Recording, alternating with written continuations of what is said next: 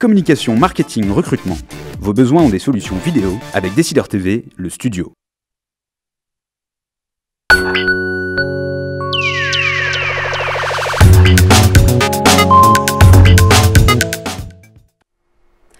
Bonjour à tous et bienvenue, ravi de vous retrouver pour ce nouvel épisode des Décideurs du Net, une émission en direct sur le site de Décideur TV et sur le journal du Net. Bien sûr, vous pouvez poser vos questions tout au long de l'émission, à tout moment, sur le chat situé à droite de votre écran ou encore via Twitter avec le hashtag DDN.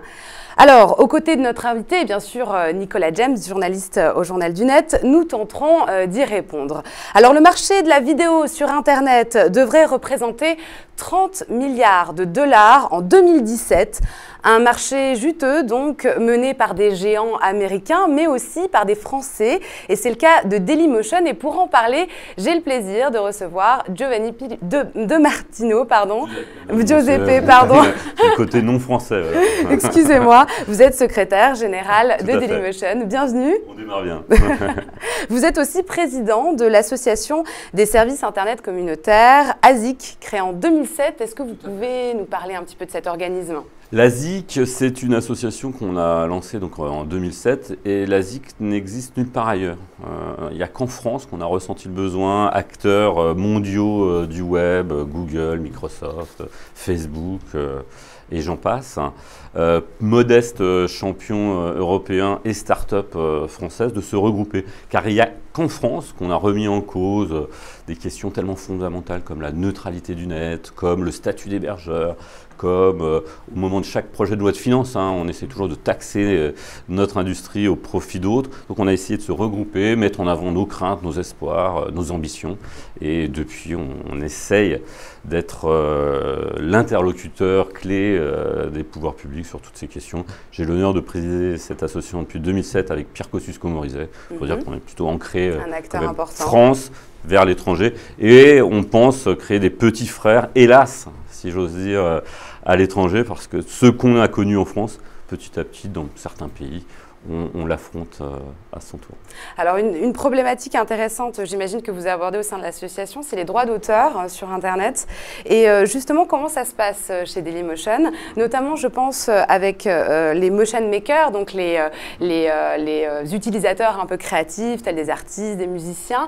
Comment vous garantissez leurs droits d'auteur ? Comment ça se passe ? Alors, les motion makers sont donc, comme vous l'avez indiqué, des internautes qui ont envie d'entrer dans un cercle, d'être reconnus comme faisant partie de ceux qui créent une création nouvelle et m'ont démontré que le talent peut également exister sur Internet, ce qui n'est pas toujours reconnu comme tel par les cercles plus traditionnels de la création.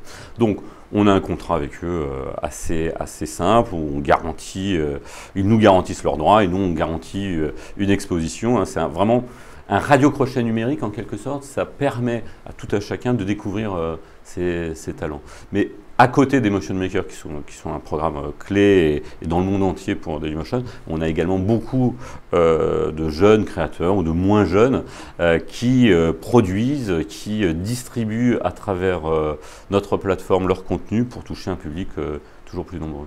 Et ils sont rémunérés, ces motion makers ? C'est un choix pour eux. Le but premier pour eux, c'est vraiment d'être mis en avant sur nos services, apparaître aussi bien sur les téléconnectés, le mobile ou la Xbox. Et il peut y avoir une rémunération en fonction, ce qui est clé, du nombre de vues et surtout des campagnes publicitaires qui peuvent tourner autour de leur contenu. Et par rapport à ces problématiques de monétisation, on a vu YouTube qui a lancé en grande pompe en janvier 2013 13 chaînes thématiques exclusives. Ils étaient super ambitieux. 6 mois après, le constat était relativement mitigé. Est-ce que vous pensez qu'aujourd'hui, on peut produire du contenu en construisant un business model exclusivement basé sur la publicité, enfin du contenu valeur, j'entends, et être rentable ?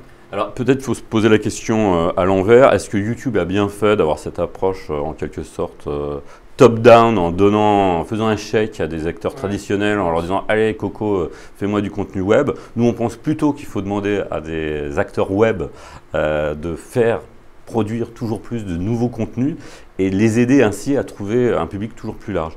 Donc on ouvre, merci de me poser la question, on ouvre le mois prochain à Paris, en plein cœur du 6e arrondissement, un studio qui va permettre à ces nouveaux acteurs, ou ces acteurs, pas forcément connus des médias traditionnels, d'être accueillis, d'être hébergés dans cette structure. On va mettre à leur disposition des équipes techniques, des moyens techniques, et à travers ça, on espère créer une espèce de factory et toujours aider à une production nouvelle de contenu attractif qui n'existe pas forcément encore aujourd'hui. Donc on va cornaquer, en même temps instiller des idées et permettre à tout un chacun de s'éclater dans notre studio. Il y a justement une question d'un internaute F sur ces studios de production tournage. Quel type de projet allez-vous apporter? Si vous avez un exemple un peu concret. Alors ça va être assez vaste, hein, aussi bien des chroniques sur la musique, sur le sport, mais aussi des web-séries. L'idée, c'est réserver en ligne une place dans notre studio. Il y aura 3 voire 4 lieux différents au sein du studio, lieux de tournage différents, et réservation en ligne, premier arrivé presque premier servi, et là échange avec les équipes sur place pour arriver à faire un programme le plus élaboré et le plus attirant pour nos utilisateurs. Du coup, vous avez commencé déjà à lancer ces réservations? Ouais. On a fait un appel à projet il y a quelques mois, et puis il y a aussi le bouche à oreille, et puis l'attente. Il y a une vraie attente des créateurs, quels qu'ils soient aujourd'hui. Vous pensez qu'on aura du contenu payant, par exemple? Alors, c'est pas le but premier, mais chez Dailymotion, on ne s'interdit rien, et comme vous l'avez peut-être vu depuis de longs mois maintenant, hein, depuis le début de l'année à peu près, on a en marge de l'accès gratuit à nos contenus financés par la publicité, on donne accès à des contenus payants au libre choix de nos partenaires qui décident soit de mettre en ligne leur contenu gratuitement, soit de les mettre de manière payante, et à ce moment-là, ils choisissent bien évidemment le territoire, le prix, la durée de visionnage, etc. Juste pour savoir, ça décolle en fait. Enfin, je me demande quelle est la proportion. Nous, on l'a fait vraiment pour inciter nos partenaires qui disent « Ah mais non, mon contenu, je préfère le garder chez moi, qui dorme sur des étagères en quelque sorte, ou attendre la fin de son exploitation DVD, SVOD ailleurs ». Là, on leur a donné les clés. On donne une brique technique qui leur permet de choisir vraiment le prix, de recevoir le reporting, toutes les informations. Et on inverse un petit peu les rôles, et c'est cette démarche qui nous plaît. On permet à n'importe quel ayant droit de se mettre dans la peau d'un distributeur. Justement, vous avez répondu en partie à une question d'internaute, Pierrot, qui demandait pourquoi se lancer dans la production, et qui a, d'ailleurs, la communauté parle un peu entre elles. OSS 117 dit d'accord avec Pierrot, ça va vous coûter cher tout ça? Alors, ça dépend, c'est vraiment ce qu'on s'aperçoit, c'est qu'il y a des besoins de niche. Hein. La musique urbaine aujourd'hui, par exemple, n'est sûrement pas assez commentée, il n'y a pas assez d'émissions autour. Nous, on considère qu'il y a un vrai public et qu'il y a un manque. Des chroniques décalées sur le sport, on pense que ça manque. On pense qu'il y a certains types de musique qui sont vraiment pas assez exploités, pas assez mis en avant, et ça, on espère qu'on va pouvoir apporter du contenu assez de qualité et surtout assez détonnant pour plaire à tous. Et justement, sur la musique, vous avez cet été fait des lives, notamment avec des festivals comme Rock en scène. Est-ce que ça a trouvé son public? Il y a eu une bonne audience sur ce type d'événements en live sur Dailymotion? Bien sûr. Le live, pour nous, est essentiel. Ça a explosé il y a peu plus d'un an, en France en tout cas, au moment des élections présidentielles, où chaque candidat à la présidence diffusait sur Dailymotion, à travers Dailymotion, les meetings. Et on s'est rendu compte du poids du live, et on a décidé de le faire avec toute une série de festivals en Europe et en Asie et en Amérique, parce qu'on pensait qu'il y avait un vrai besoin. Donc on est satisfait. Ce qui est essentiel pour nous, c'est permettre à un moment donné de regrouper une audience autour d'un événement, mais aussi et également de permettre aux internautes qui ont raté le live de pouvoir retrouver ensuite. Hein. C'est ce côté, je vois ce qui m'intéresse, quand ça m'intéresse, et je partage ensuite. Et la formation. Je pense souvent finance, mais du coup, ces lives, en fait, vous les monétisez comment? C'est quelque chose que vous faites purement pour apporter de l'audience? Il n'y a pas de... Il y a un peu des deux. Encore une fois, on a des modèles assez différents. Il peut y avoir des sponsoring, il peut y avoir des billboards, du pré-roll classique, et puis il peut y avoir aussi des opérations de prestige. Hein. Nous, on est très fiers de voir notre nom mis en avant aux côtés d'événements aussi prestigieux.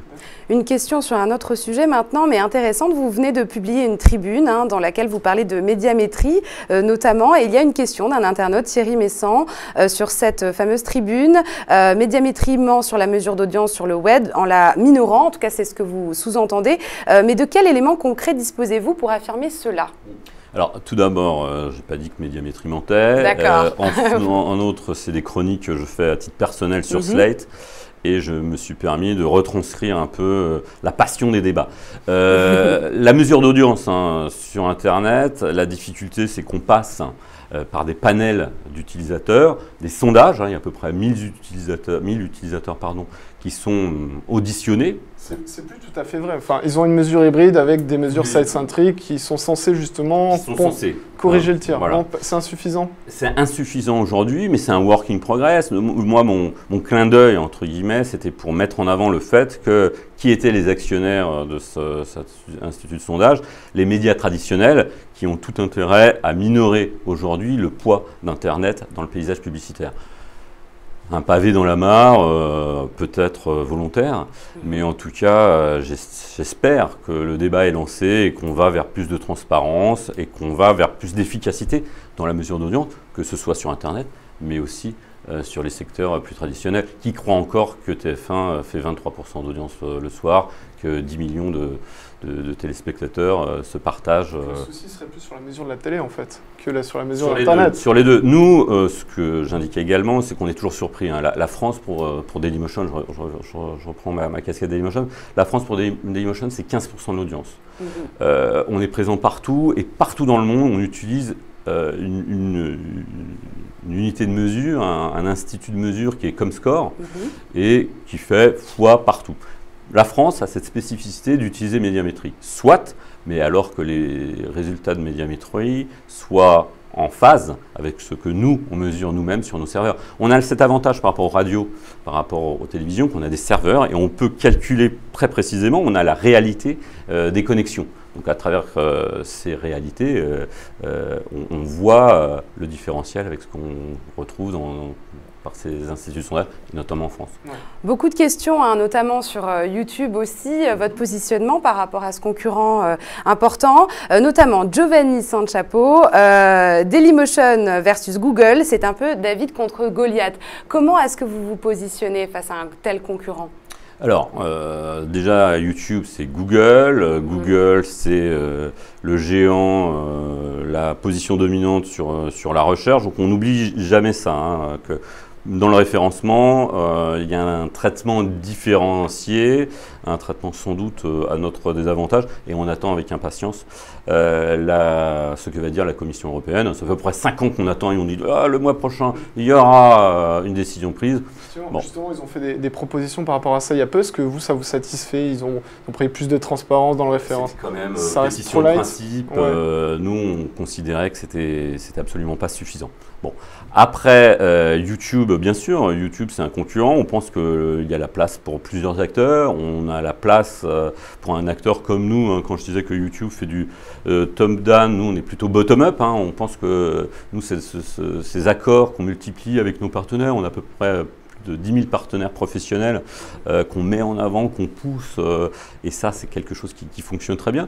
On a la chance d'être sur un secteur vidéo, comme vous l'indiquiez dans votre introduction, qui est flamboyant, qui progresse chaque jour, donc on est plutôt pas mécontent et bien sûr on essaye de travailler au quotidien pour améliorer nos performances en termes de recherche interne, en termes de produits, la qualité du produit, l'ergonomie est clé. Donc on est 170 personnes par rapport aux géants, donc peut-être David et Goliath, mais qui a gagné à la fin, David et Goliath, c'est une boutade. On verra. En tout cas, Charlotte nous demande, est-ce que vous vous sentez victime de référencement fait par Google ? On n'a pas voulu porter plainte parce qu'on a autre chose à faire, on reste une start-up dans le quotidien. Je sais pas si vous avez vu récemment, il y a encore une société qui a porté plainte et le tribunal a dit voilà, on attend la Commission européenne. Aujourd'hui, ça ne sert plus à rien en France de porter plainte. De toute façon, on est tous pendus.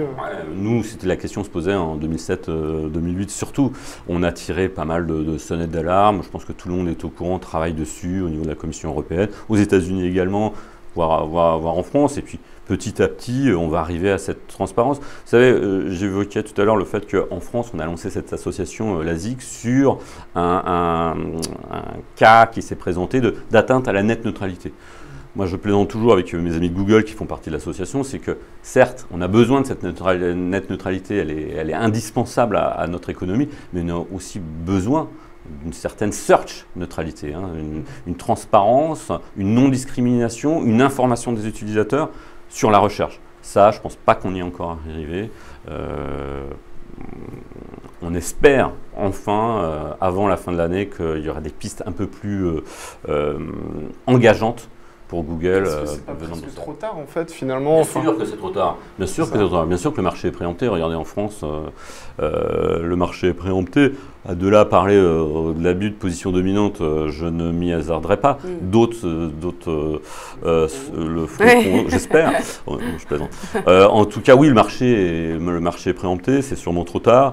La recherche n'est pas tout, hein. On doit de toute façon ne pas simplement dépendre de la recherche et espérer une meilleure neutralité de Google. On doit évidemment, tous autant que nous sommes acteurs de l'Internet, améliorer nos produits, améliorer nos services et on y travaille. Ce qui est intéressant, c'est que il y a bien un levier sur lequel la recherche n'est pas tout, c'est le mobile. Finalement, vous espérez que par exemple l'essor du marché applicatif puisse peut-être vous permettre de renverser cette tendance et de devenir une alternative, enfin même de dépasser Google, enfin une alternative. De passer Google. Non, c'est un peu fort, mais disons, voilà, c'est peut-être un motif d'espérance. En tout cas, ça. Tout à fait. Ce qui est certain, c'est que nous, à peu près un tiers de notre usage aujourd'hui est mobile. Hein, notamment, on a des pointes à 50% en Asie. Donc, le marché, clairement, de la vidéo se dirige vers une utilisation de plus en plus forte des mobiles. Ensuite, le constat, hein, encore une fois, nous sommes une société de droit privé qui fonctionne grâce à l'argent des annonceurs. Le marché publicitaire sur le mobile n'est pas encore mature. Ouais. Donc on attend cette explosion qu'on nous promet. C'est ça, c'est que ça fait quand même 3-4 ans qu'on nous annonce des explosions et qu'au final on n'arrive peut-être pas à trouver aussi… On le sent frémir, mais rien encore de concluant, mais ça va venir, on en est certain. Une autre actualité importante et dont voilà, la communauté parle beaucoup, je pense notamment à la question de Jérémy Ben Moussa, la mort du deal avec Yahoo et la volonté du gouvernement actuel, notamment notre ministre Arnaud Montebourg, de ne pas accepter ce type de deal avec une société internationale. Alors, signifie-t-il que Dailymotion devra continuer seule sa croissance internationale ou attendez-vous que ce gouvernement passe pour relancer la question des deals ? Question avec beaucoup d'entrées, équation avec beaucoup d'inconnus. Dailymotion a une croissance rapide, mais est née en tant que start-up avec beaucoup de difficultés pour trouver des fonds en France, pour se faire sa place par rapport à l'industrie culturelle. Donc on est habitué, j'allais dire, à ne pas avoir une avenue bordée de fleurs tracée devant nous. Donc ce qui s'est passé avec Yahoo, j'allais dire, c'est déjà du passé. On regrette, hein, on l'a dit, cette décision. On regrette ce qui s'est passé. On a la chance aujourd'hui d'avoir un actionnaire Orange qui a confiance en nous, qui a choisi de réinvestir, ou plutôt d'investir dans nos sociétés, qui nous permet d'envisager à court terme même des croissances externes, qui nous permet d'embaucher un peu plus, qui nous permet d'améliorer toujours plus notre produit. Donc voilà, sur Internet, on essaye, dans notre secteur, on essaie toujours de se projeter en avant et pas tirer évidemment des quelques conséquences de ce qui a pu se passer, mais on se concentre sur demain, sur comment continuer à mobiliser notre communauté d'utilisateurs. On a 116 millions de visiteurs uniques dans le monde. Ça fait de nous le site européen le plus visité dans le monde. On ne le dit pas forcément souvent parce qu'on nous voit souvent français. Dans votre présentation, j'aurais pu vous interrompre. Sans doute site français, hein, une partie de nos serveurs sont en France, mais on a également un bureau très important à New York, on en a un autre à Palo Alto. On ne se considère pas français. Certes, on est né en France, on est né grâce à des capitaux français. On a connu une certaine brand awareness, comme on dit, une certaine mais c'est bien ça, peut-être le problème, enfin en tout cas la divergence entre le ministre Arnaud Montebourg et vous. C'est que lui, il vous considère comme français. Alors, je ne sais pas, parce que M. Montebourg n'a jamais fait l'effort de rencontrer un dirigeant de Dailymotion. Donc, déjà, je ne peux pas vous dire. Encore une fois, ce qui s'est passé entre le gouvernement, Yahoo, notre actionnaire Orange, pour nous, c'est fait. On ne va pas épiloguer, on regrette, on pense déjà à l'étape d'après. L'étape d'après, c'est continuer à croître. Je rebondis parce que Karine nous dit le Made in France, est-ce que ça vous effraie? Non, c'est juste parce que vous voyez plus large. Le Made in France, est-ce que ça nous effraie? En tous les cas, dans Internet, il y a international. Hein, et nous, la marinière numérique, on n'y croit pas. Donc, un protectionnisme, un colbertisme 2.0. Pour nous, c'est dépassé. Mais il est important, et on remercie pourquoi Dailymotion est né en France, parce qu'en 2005, quand vraiment le site a commencé à démarrer, grâce à l'intervention du régulateur français, il y avait une vraie concurrence sur le marché de l'accès à Internet, et donc du haut débit.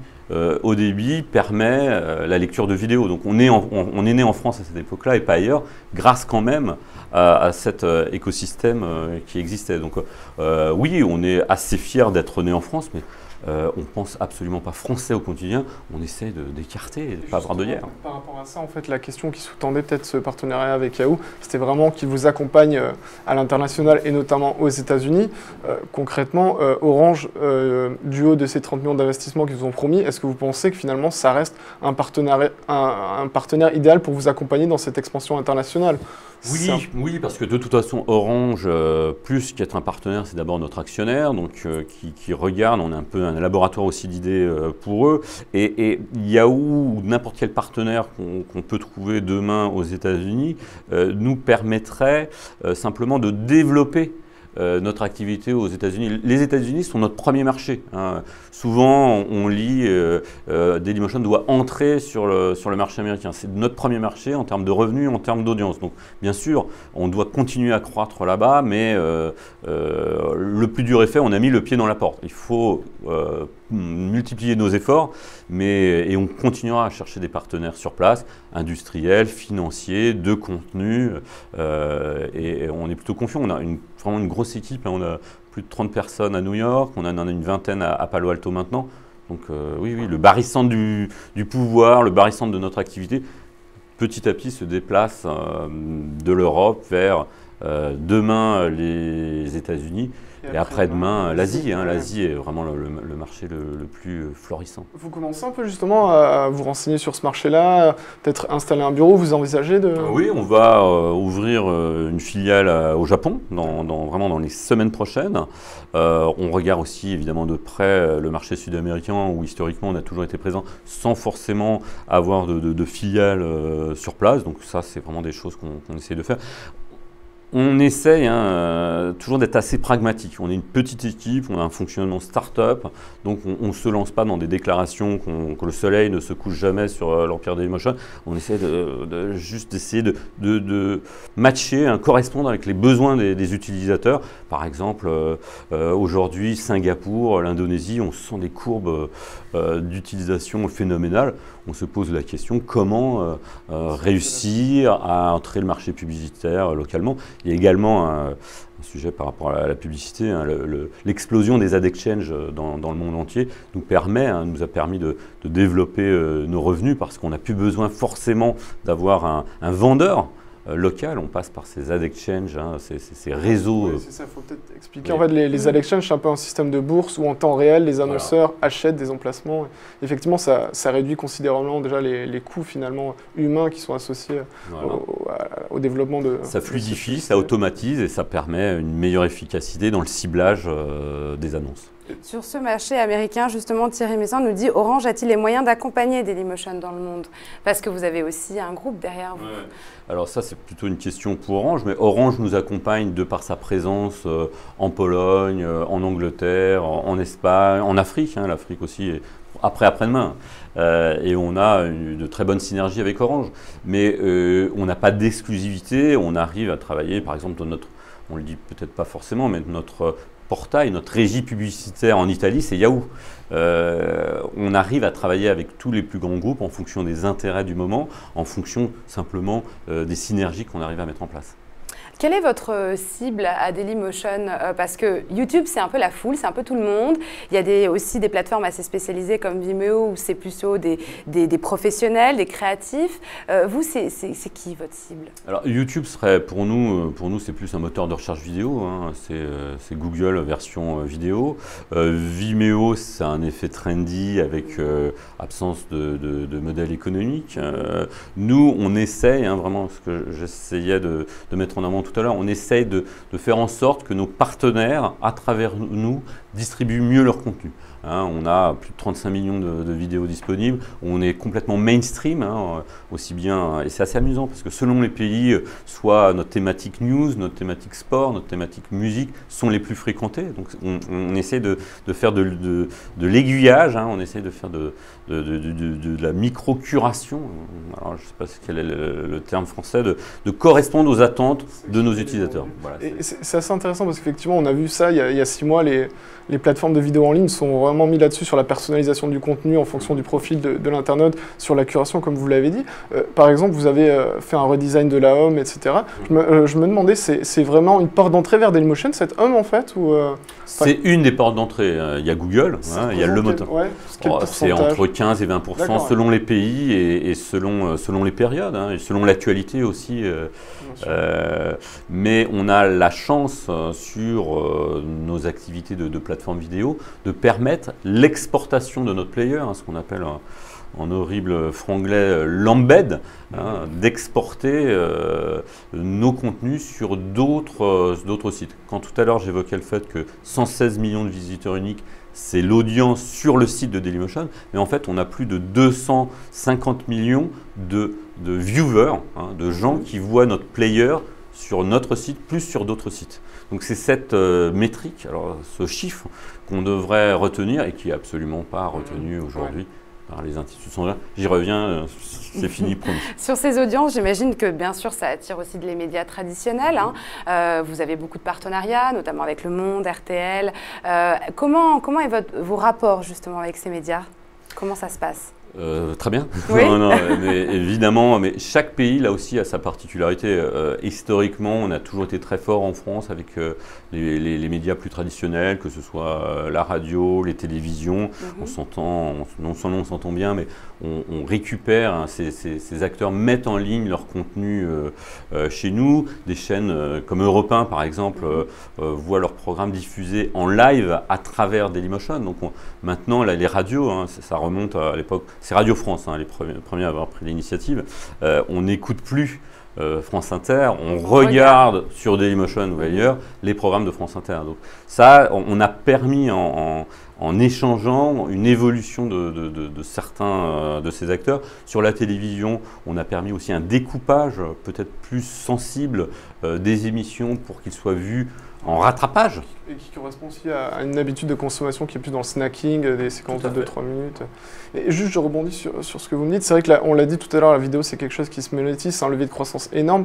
Le souci, c'est que j'ai l'impression quand même que les médias essaient forcément de s'accaparer une part de ce butin et se lancent plutôt dans la production de contenu et l'upload plutôt sur leur player. Est-ce que ces partenariats médias, vous arrivez quand même à trouver une demande encore ou finalement... On arrive toujours et aussi en allant chercher ailleurs, au-delà des médias traditionnels. L'idée, c'est vraiment de permettre à tout un chacun de trouver, au moment où il le souhaite, ce qui le concerne. Donc on va, grâce à nos partenariats, proposer du contenu classique, mais aussi on va, et pour nous, le côté punk est important et peut-être pas assez mis en avant chez Dailymotion, avoir des contenus toujours décalés qui permettent d'avoir un autre regard. On a un partenariat en France, par exemple, avec le Red Star, un club de foot historique. C'est pourquoi on l'a voulu. On en a un autre avec le théâtre de l'Odéon. C'est pour vous dire à quel point on essaie d'être le plus large possible. On essaie de filmer autrement, d'avoir des discours un peu décalés pour pas avoir le sempiternel résumé des matchs ou le sempiternel critique d'une œuvre théâtrale. C'est pas complètement abouti, mais on essaie avec tous ces partenaires de lancer des pistes. Il y a une question, je reviens un petit peu sur la production d'un internaute, Junior L'Homme, excusez-moi si je ne le prononce pas très bien. Vous êtes parti de la diffusion avec votre plateforme et vous remontez la chaîne de valeur avec la production maintenant, on en a parlé avec vos studios. Dailymotion sera-t-il bientôt une agence de communication? N'avez-vous pas peur de vous perdre en multipliant vos métiers? Alors, notre premier métier, et ça restera toujours notre métier essentiel, c'est celui de distribuer un player vidéo. Donc le player vidéo, chaque jour, il est updaté, comme on dit, upgradé, amélioré, et ça, c'est le cœur de notre activité. Autour de cela, on est à l'écoute de nos utilisateurs, on améliore sans cesse le produit autour du player, les recherches de vidéos de nos utilisateurs, les catégorisations de nos contenus. Donc, tout est lié à ce player vidéo qui est de plus en plus utilisé, exporté et regardé. Donc se perdre, peut-être, mais on est limité heureusement par notre taille humaine qui nous permet de ne pas multiplier les expériences trop ambitieuses et où on reste, de par notre passé sans doute, les pieds bien sur terre. Donc la production, ce n'est pas Netflix. En tous les cas, pas aujourd'hui. C'est des choses qui correspondent vraiment à un ton, encore une fois, nouveau, avec des moyens modestes mais réels. Le studio, c'est l'aboutissement d'un vrai cheminement. Un peu comme Monsieur Jourdain, on a fait de la production depuis des années sans le dire ou sans le savoir. On a toujours aidé des acteurs à finir, à commencer leurs projets et à les peaufiner. Aujourd'hui, simplement, on met à disposition un lieu plus ambitieux avec, encore une fois, une technologie, une expertise technique et humaine. Merci beaucoup, Giuseppe. C'est la fin de cette émission. Merci à vous de nous avoir suivis. On se retrouve la semaine prochaine, même heure, même endroit, aux côtés de Nicolas, où j'aurai le plaisir de recevoir Nicolas Bétou, l'ancien PDG des Échos, nouvellement fondateur d'un nouveau média, L'Opinion. Donc à la semaine prochaine sur Décideur TV. Au revoir.